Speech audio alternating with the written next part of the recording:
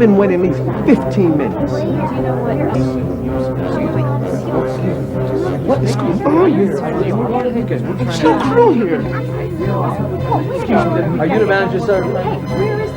You know, we have a swing meet that we have to do. Excuse me, sir. Are you the manager? I'm sorry, excuse me. Sir? Where's everybody? Are you the manager, sir? Sir, we'd like this help over here, please. Where is everybody? We have been waiting here forever. We have a swim meet to go to. We only have. Can we get some service We here? were here first. Thank you. Right. One pop and half black. I gotta get some in here quick. Number 9. Yeah. Okay. I gotta get some people in here. I'm gonna hire someone now. Like it to go. I'm gonna hire whoever passes that test. What test? I don't have a test. Yes, I do. Okay, breathe. Congratulations, you're hired. Hired? But dude, I just wanted fries. No!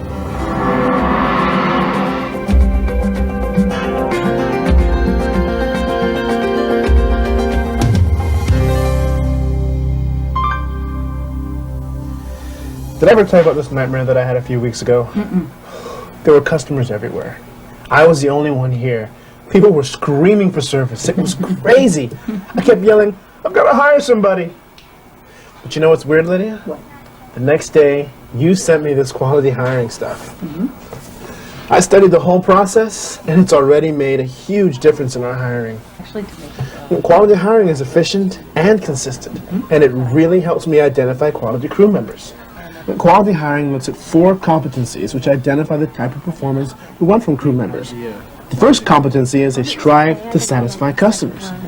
The second is they take initiative and ownership, which I think is great. Third, they consistently follow procedures and adhere to standards. And fourth, they demonstrate and promote teamwork.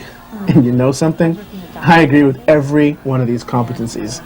But what I really liked was the quality hiring provides 5 tools that help in the selection process. Quality hiring was developed based on the 4 competencies I just mentioned. The tools are the realistic job preview and application, the what-if situation form, the structured interview guide, the on-the-job evaluation, and finally, the reference check. I'm glad you're already using it and finding it's making a difference. Well, yeah, it has. I mean, it's a simple process, and it helps me identify quality applicants efficiently and consistently. That's great. You know as well as anybody, our success depends on the people who work here, delivering quality products and service. When we hire competent people, there's less supervision for you, less turnover, reduced training time, and increased productivity. Our customers are happier, our jobs get a little easier, and we're more profitable. So, obviously, hiring the right people is really important. Tell me more about using quality hiring. Well, one nice thing is that it lets me gather the type and amount of information that I need, but I can do it faster. When Erica applied for the job, she used the realistic job preview and application. Remember the job preview in the old process? Well, this one puts the focus on realistic. It showed Erica a balanced, real view of what the job is and what our expectations are. She got a look at examples of people working on the job, like seeing someone mopping the floor. When she saw the photo, she realized that one day she might have to do that task. When Erica was done looking at the realistic job preview, she was still interested in the job. So she completed the application form.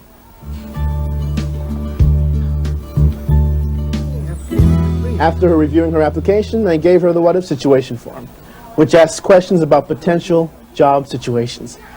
Erica had to figure out whether the responses presented on the form seemed okay or not okay. While Erica worked, I checked the references she had provided on the application.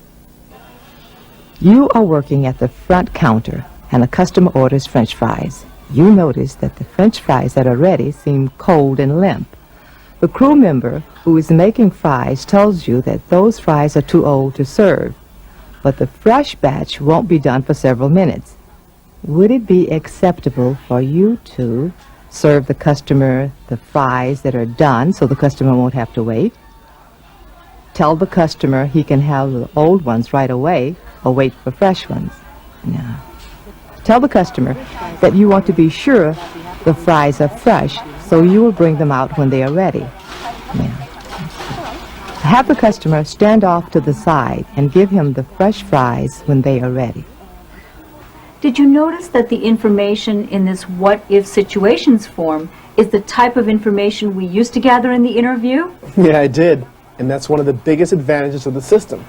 It shifts the responsibility for gathering information away from us managers to the applicants. It's consistent with prepared questions, so it not only helps make accurate decisions, it's more efficient. Did you use the template to assess Erica's responses? I sure did. It's quick. If the applicant's evaluation is real low, then I conduct a courtesy interview and say, thanks for your time. I mean, I still want to keep them as customers. If the applicants do well, then I move on to the next part of quality hiring, the structured interview.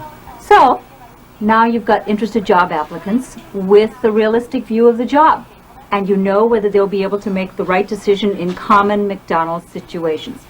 Now that's a real advantage. How did the structured interview work for you? I used it with Erica and it worked. I used it again in the selection process of another applicant, James. The structured interview focuses on the applicant's past behavior. And since that's a great predictor of future behavior, it kind of gave me a glimpse at how both applicants might perform in the future. After we chatted a bit and James seemed relaxed, I told him I was going to ask some questions and take notes. And I encouraged him to answer openly. I mentioned that he'd have an opportunity to ask questions later. Central High, huh? Yep. Wow, that's great. So, James, tell me about a time when you noticed that a stranger was in need of assistance. Well, I helped this guy.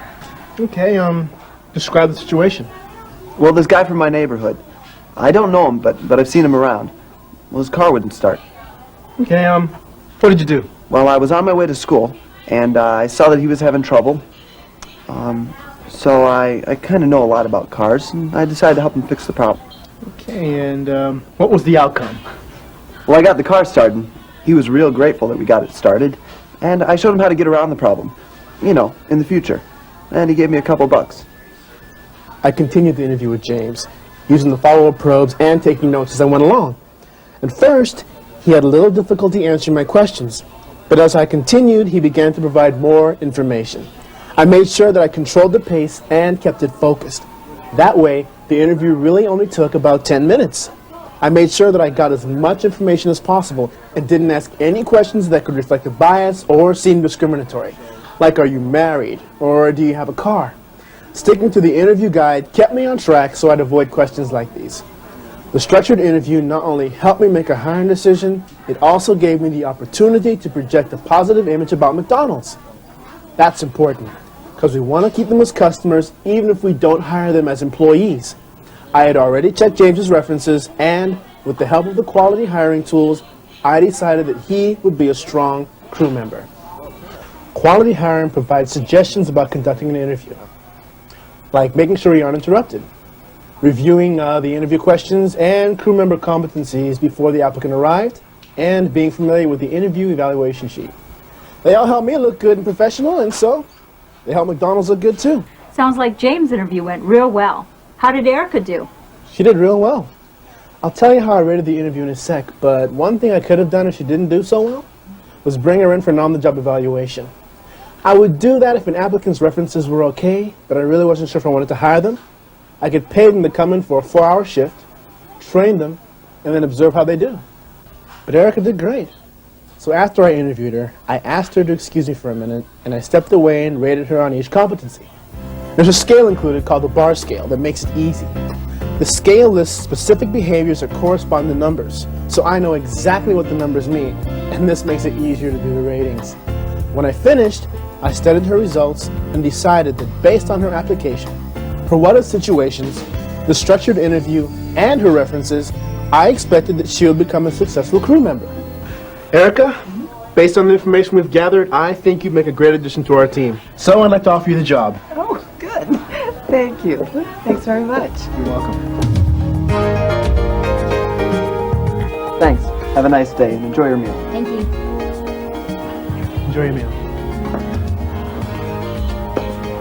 So, you sold on quality hiring. Yeah, I am. It really makes a difference.